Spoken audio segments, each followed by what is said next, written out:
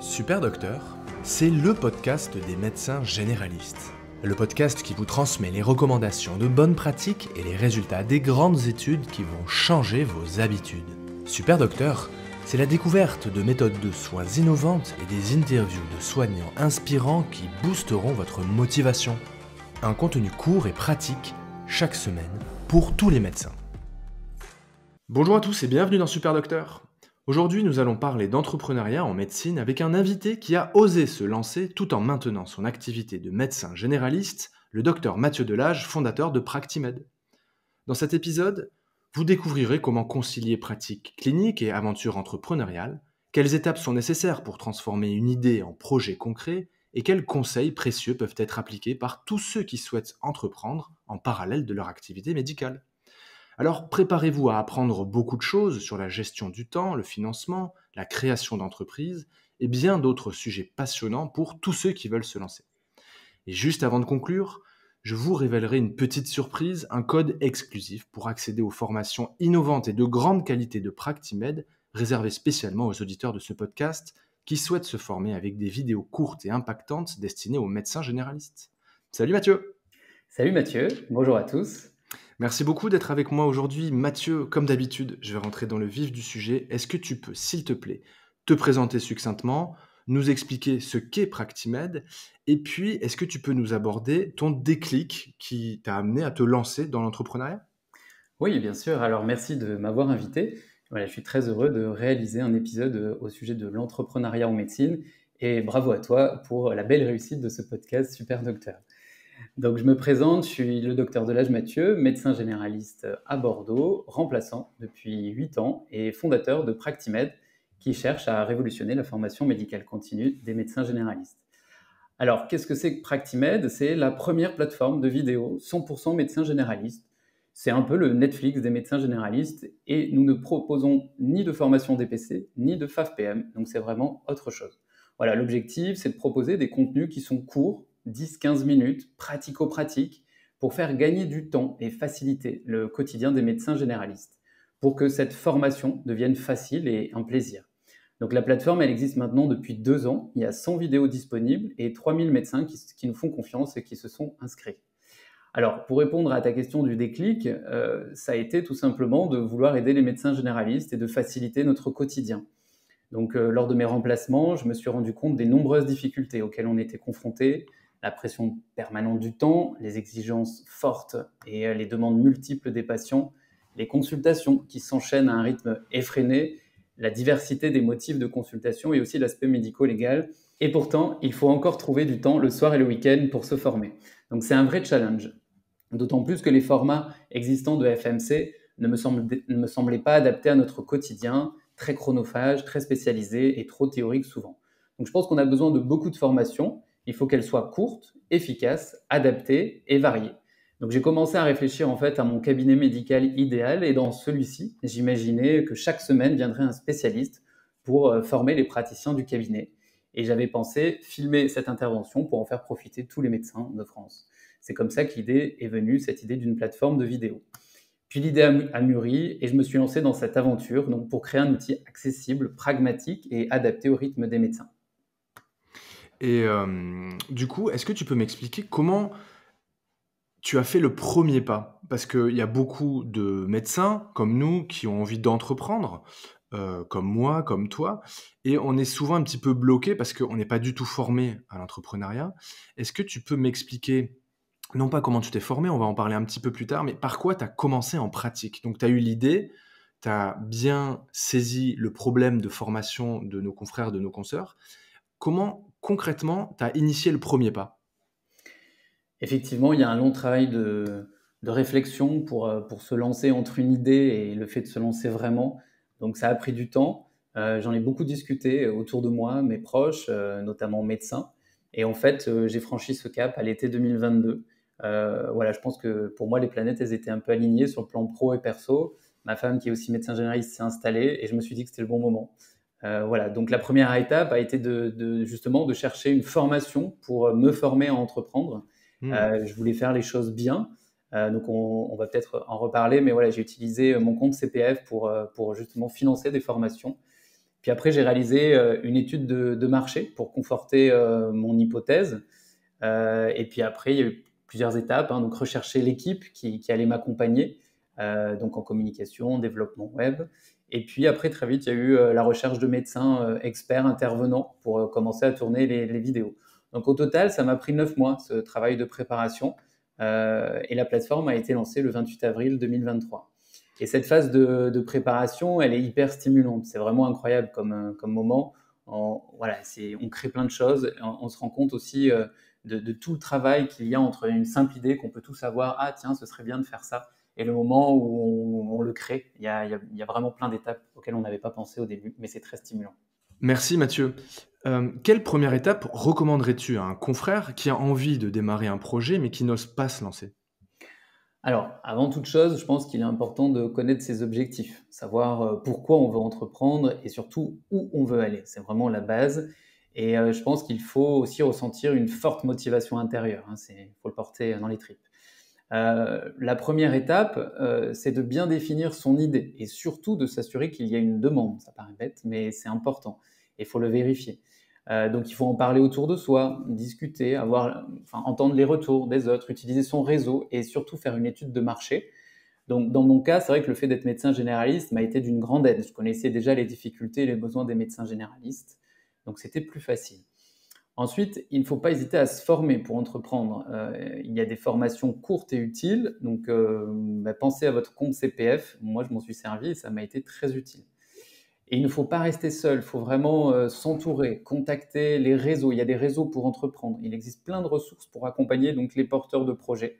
Il faut se renseigner et justement dans les formations que vous ferez, on vous mettra en relation avec les bonnes personnes. Et une fois que le projet commence à être bien ficelé, il faut se lancer, il ne faut pas avoir peur, ne pas hésiter et surtout ne pas avoir peur de l'échec. Un petit tip que je voudrais partager avec vous, si vous êtes perfectionniste comme moi, il ne faut pas attendre d'avoir le produit ou le service parfait avant de se lancer, car c'est une perte de temps et de toute façon, son produit, son service va évoluer avec le temps.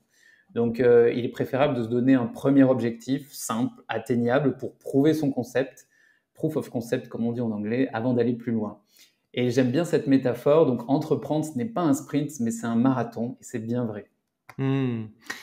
Quelle formation tu as consommée avec ton compte CPF pour démarrer? Alors effectivement, j'ai utilisé donc les crédits du compte CPF. Donc comme je vous l'ai dit, je voulais bien me préparer pour me lancer dans ce projet. Et j'ai utilisé donc ces crédits pour faire 2 formations. Donc la première, elle était collective avec la Chambre de commerce de Bordeaux, ce qui s'appelle 5 jours pour entreprendre, que je pense que vous pouvez retrouver dans d'autres régions. Et justement, on va parler de tous les domaines financiers, juridiques, communication. C'est vraiment très transversal, très généraliste aussi. Et ça va vous aider à structurer déjà votre projet. Et ça va aussi vous permettre d'identifier vos besoins. On donne donc beaucoup d'informations sur le choix du type de société, sur la comptabilité, sur le juridique. C'est un premier pas, mais qui me semble vraiment incontournable.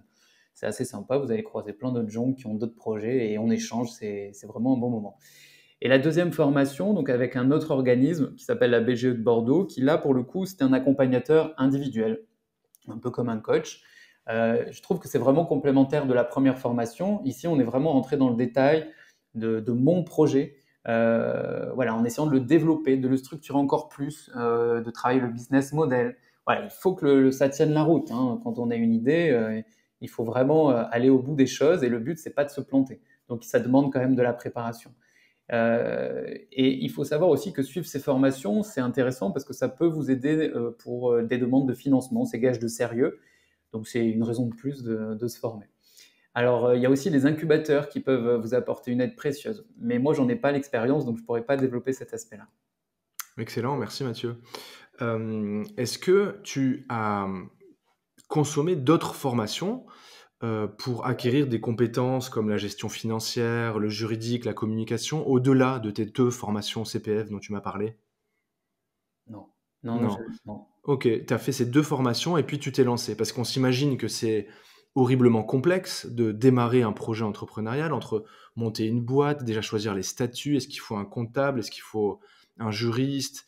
Est-ce qu'il faut, avoir une formation je sais pas, en comptabilité et cetera, en comment gérer les facturations et cetera? Toi, tu t'es lancé, tu as consommé ces 2 formations et puis tu t'es lancé. Oui, Ok. effectivement, notamment avec la première formation de la Chambre des commerces de Bordeaux, justement, ils donnent vraiment beaucoup d'informations sur tous ces aspects-là. Comment bien choisir son expert comptable. Il y a même un expert comptable qui est là et qui répond aux questions. Donc, je ne dis pas que c'est suffisant pour répondre à toutes ces questions, mais c'est déjà un bon premier pas. Très bien. Ton site est super beau, le site de Practimed. Et en fait, c'est moi qui suis venu te voir pour cet épisode parce que j'avais l'impression qu'on partageait le même objectif. Donc, c'était de former nos confrères et nos consoeurs, accessoirement se former soi-même, avec des formats courts. Donc, moi, c'est plutôt l'audio, toi, c'est la vidéo, parce que on a l'impression qu'on est horriblement pressé et qu'on a besoin souvent de formations très courtes et surtout ciblées sur des thématiques très très précises. On a envie d'avoir une réponse comme ça au cabinet. Donc bravo pour ce que tu proposes et puis ton site. Et donc j'imagine que pour en arriver là, tu as dû quand même avoir pas mal de galères, ou pas, tu vas me dire. Est-ce que tu peux me raconter tes plus gros obstacles rencontrés dans cette aventure? Et puis surtout, comment tu as fait pour poursuivre? Tu m'as dit que c'était un marathon et que c'était pas un sprint, l'entrepreneuriat. Est-ce que tu peux me partager ça, s'il te plaît? Oui, bien sûr, effectivement, il y a plein d'étapes. C'est une vraie aventure. Donc, une des difficultés que j'ai eues, c'est justement ce manque de formation dans l'entrepreneuriat. Et c'est difficile au début de savoir par où commencer.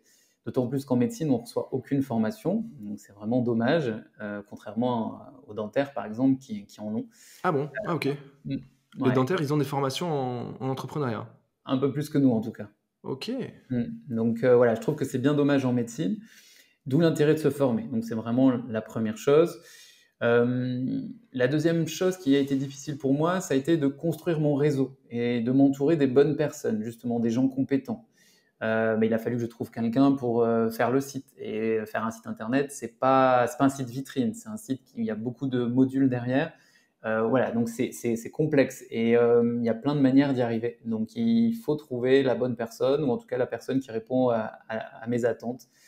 Voilà, donc ça a été un vrai challenge. Alors comment j'ai fait? Ben, il faut contacter, je pense, plusieurs personnes. Il faut vraiment poser des questions, s'intéresser si possible à tout. Ça prend du temps, mais je pense que c'est indispensable pour une bonne préparation. Un autre obstacle, c'est le temps, hein. Ça, tu en as parlé, on manque tous de temps, surtout sur un projet entrepreneurial et qu'on continue une activité de médecin. Donc bon, forcément, il faut essayer d'être le mieux organisé, savoir déléguer quand c'est possible. Alors dans une phase de création, c'est pas toujours possible ou limité, mais en tout cas, il faut essayer. Et surtout, il faut aussi savoir couper par moment justement pour se ressourcer. Donc ça peut paraître un petit peu en opposition avec le manque de temps de couper, mais en même temps, en fait, ça nous fait gagner du temps d'un autre côté. Donc je pense que c'est intéressant. Et un dernier point, c'est ce que enfin, c'est les coups de mou, quoi. Quand on entreprend, on a toujours des coups de mou. Donc c'est normal d'en avoir. Il faut être persévérant. Je pense que c'est très important dans l'entrepreneuriat. Hmm. Donc si vous regardez des films un petit peu sur Netflix comme la création de Spotify ou d'Apple, on voit bien que ça s'est pas fait comme ça. Ils ont eu d'énormes galères. Voilà, aujourd'hui, c'est des choses qui nous paraissent évidentes, mais ça l'a pas toujours été. Donc l'intérêt, voilà, c'est d'être entouré, de persévérer, de continuer à vivre pour se ressourcer, de sortir avec ses amis. Et dans mon cas, en fait, le fait d'alterner entre journée au cabinet du médecin généraliste et journée Practimed, bah, en fait, ça m'aide bien. Quand j'en ai marre, je suis content d'aller à l'autre et inversement. Voilà. Et comment tu organises ta semaine entre les remplats et Practimed? C'est très variable. Je remplace, donc du coup, j'alterne avec des semaines de remplacement. Et puis, donc je m'organise pour quand je remplace pas, travailler sur Practimed. Et quand il y a les remplacements, entre midi et deux ou le soir. Voilà, c'est vrai que ça prend beaucoup de place. Voilà, il faut trouver le temps. C'est bien. Il y a un truc que j'ai remarqué, je crois que c'est comme toi, en fait, c'est que c'est le pouvoir des effets cumulés. C'est-à-dire qu'en travaillant un tout petit peu régulièrement, voire tous les jours, en essayant d'améliorer un tout petit peu les choses très régulièrement, mais avoir la discipline de s'y coller, ça marche beaucoup mieux que d'essayer de faire une semaine à fond la caisse et puis après laisser tomber pendant 2 semaines. Et moi, à titre perso, ce que j'essaie de faire chaque semaine, chaque mois, c'est d'améliorer 1% de ce que je propose. Tu vois, je vais essayer d'améliorer un tout petit peu ma newsletter, un tout petit peu l'audio du podcast, un tout petit peu la vignette, un tout petit peu ceci, un tout petit peu cela. Et comme ça, par effet cumulé, tu vois, en rajoutant les couches, ça permet d'avoir une progression qui est lente, mais qui est robuste. Tout à fait. Y aller progressivement et de ne pas chercher la perfection dès le début, tout à fait. On est nombreux à vouloir, monter un projet. En tout cas, beaucoup de nos confrères, beaucoup de nos consoeurs ont plein d'idées dans la tête. Tu nous as expliqué les premières étapes, notamment le besoin de formation, le besoin de se former, de faire une étude de marché, de s'entourer des bonnes personnes. Est-ce que tu aurais, à ce stade, des conseils à donner à nos confrères qui hésitent à monter un projet en parallèle de leur activité? Alors d'abord, je veux dire que c'est possible. C'est possible. Donc il faut bien se questionner pour savoir si on en a vraiment envie. Voilà, c'est un long chemin, il faut le savoir. Ça demande de l'énergie et du temps, mais c'est passionnant. Donc il faut bien se préparer, on en a déjà parlé. Il faut s'assurer de la demande, études de marché, se former, business plan, pour voir si ça tient la route. Puis s'entourer, parler, échanger, ne pas rester seul. Je pense que c'est vraiment très important. Donc en résumé, bah, c'est bien réfléchir, bien se préparer et allez, il faut y aller, il faut foncer. Et j'ajouterais qu'en tant que médecin, on a quand même plusieurs avantages. On a déjà une grosse capacité de travail, donc ça aide. On a souvent une certaine méthodologie aussi de travail, puisqu'on on a passé toutes les études, et on a une crédibilité. Donc c'est assez intéressant. Et puis dans le pire des cas, on peut relativiser en disant que bah, si on se plante, c'est pas très grave, on a déjà un métier, on a une certaine sécurité financière et professionnelle. Donc il faut y aller. C'est clair, tu as tout à fait raison.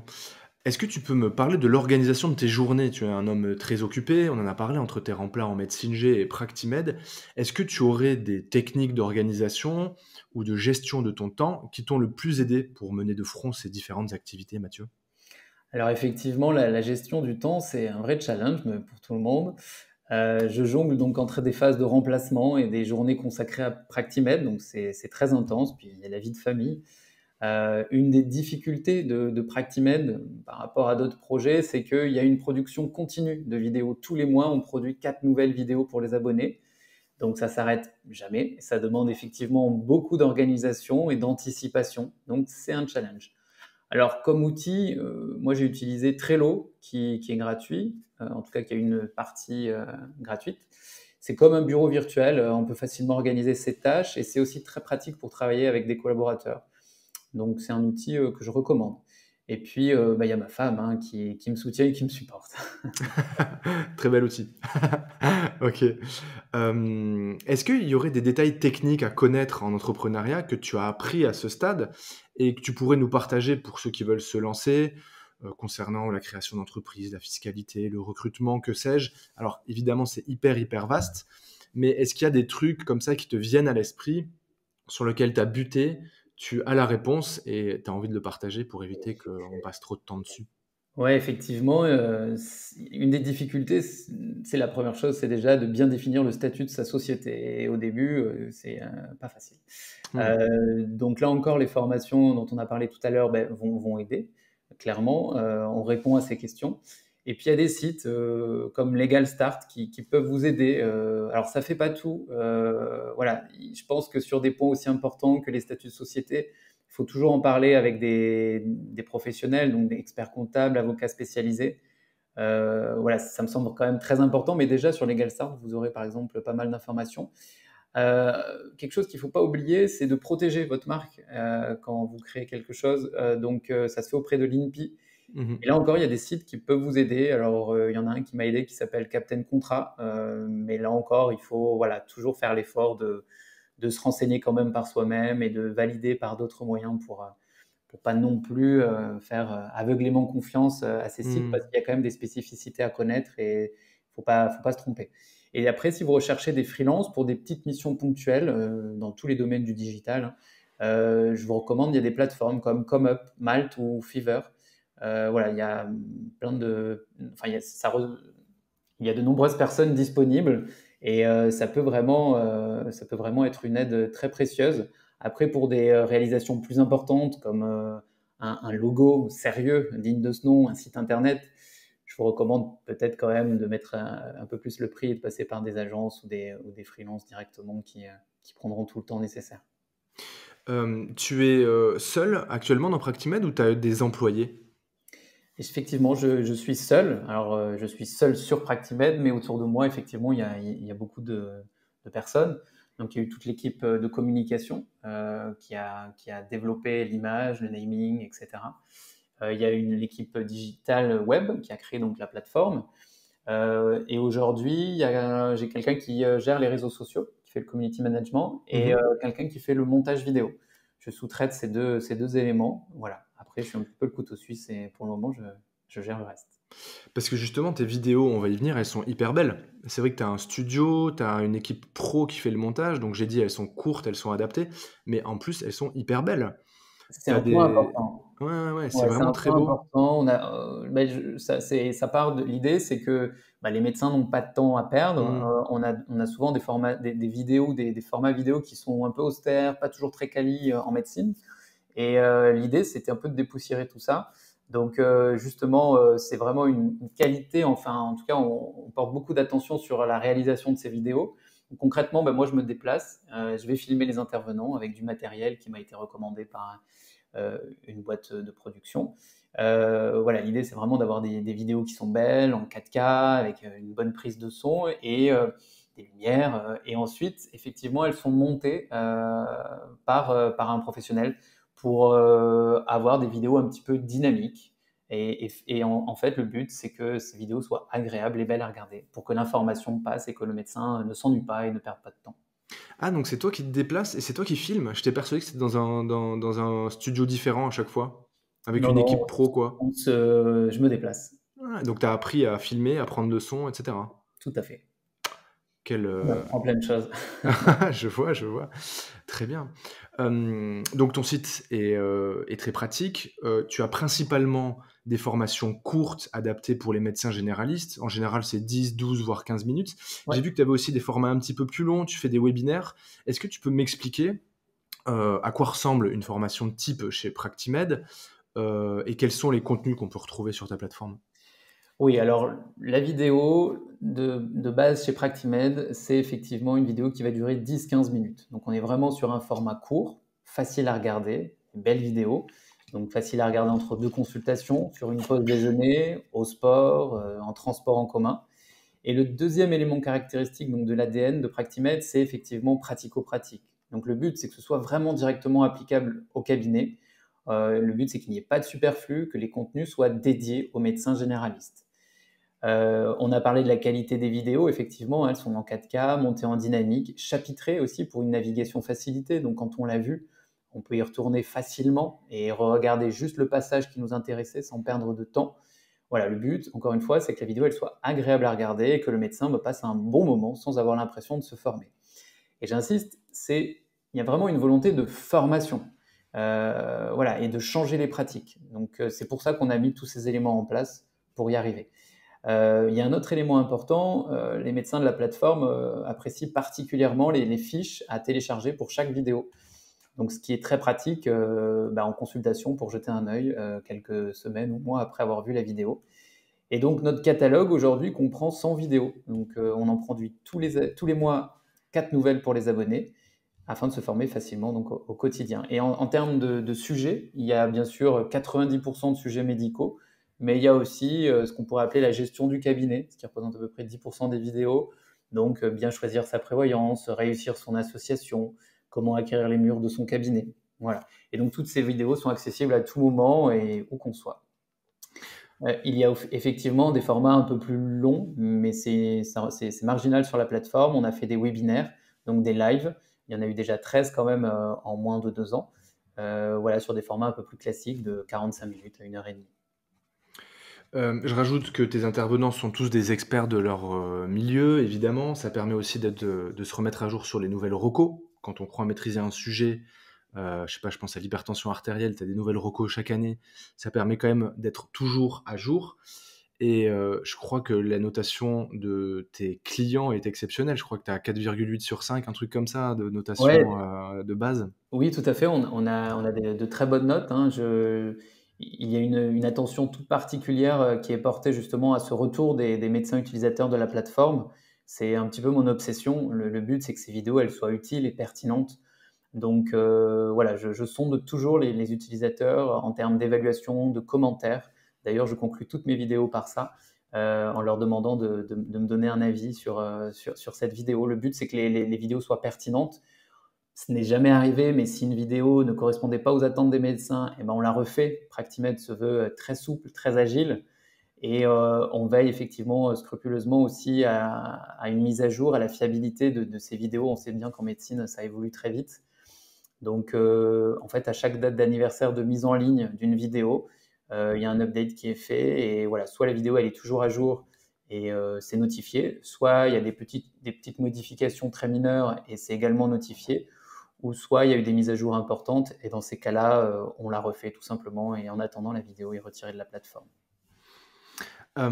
Sur le plan personnel, est-ce que le fait d'entreprendre, d'avoir aujourd'hui ton 2e bébé, tu me disais Practimed, est-ce que l'entrepreneuriat t'a apporté des choses, particulières? Donc tu me dis que tu as en fait, tu appris à faire, du son aussi, de l'image, tu as appris à interviewer des gens, tu as appris donc à monter une boîte, à choisir des statuts et cetera.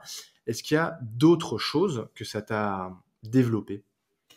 Oui, beaucoup de choses, surtout de l'épanouissement personnel, avec la satisfaction justement de créer quelque chose et qui est utile, à nos confrères. Donc c'est une belle récompense quand je reçois des commentaires positifs et j'en reçois donc voilà, c'est une belle récompense. C'est une aventure qui me permet aussi de sortir de ma zone de confort et qui permet de développer de nouvelles compétences, comme tu viens d'en citer certaines. Et ça m'apporte aussi un grand sentiment de liberté. On sait qu'il peut y avoir un peu de frustration en médecine générale à différents niveaux. Et là, c'est la liberté totale. Alors, il y a aussi plus de risques sur certains aspects. Mais voilà, un grand sentiment de liberté. Et puis aussi des belles rencontres comme aujourd'hui. Voilà, et aussi tous les gens que j'ai pu croiser de près ou de loin dans cette aventure et aussi qui m'ont fait confiance. Voilà, c'est vraiment très enrichissant. Ça me permet de sortir aussi un petit peu du cabinet. Voilà, donc une très belle aventure. Et j'ajoute que en développant une activité en parallèle de la médecine, ça permet d'aérer l'esprit, de faire quelque chose de complètement différent, d'apprendre d'autres choses. Tout à fait. Et donc, en tout cas, à titre personnel, j'ai remarqué que je bosse mieux quand je suis au cabinet Tout à parce fait. que j'en ai plus envie. Alors, c'est vrai que j'ai eu la chance, du coup, d'un peu moins travailler pour faire de la place à mes autres projets d'entrepreneur perso. Mais je constate que, outre tout ce que j'ai appris en pratique, avec le podcast, les invités, etc., ben, je suis plus motivé au boulot, je suis plus présent pour mes patients et je prends plus de plaisir. Donc en fait, on a l'impression que ça va prendre encore plus de temps. Alors c'est vrai, il faut de l'aménagement, il faut aménager son activité pro-médicale, mais les deux se nourrissent, je trouve. Et comme Complètement. toi, là, je suis en harmonie avec ces deux activités. Et je pense être un meilleur médecin depuis que j'ai ce projet perso aussi de super docteur. Mathieu, est-ce que tu peux me dire, pour terminer, comment tu vois l'évolution de ta boîte de Practimed dans les prochains mois, dans les prochaines années à venir? Est-ce que tu vas embaucher des salariés? Est-ce que tu vas grossir? Est-ce que tu vas pivoter? Est-ce que tu vas rester sur le même thème, les mêmes thématiques, le même contenu et avoir une croissance régulière? Effectivement, l'objectif, c'est de continuer à produire des contenus. Le champ de notre spécialité est tellement vaste qu'il y a encore du travail et cela montre aussi d'ailleurs toute l'étendue de nos compétences. Donc c'est vraiment la priorité. Je pense que ce format des 10-15 minutes est le bon. Je continue de sonder et c'est les retours qu'on me fait en permanence. C'est celui qui me convient. Voilà, donc je pense que ce format est le bon.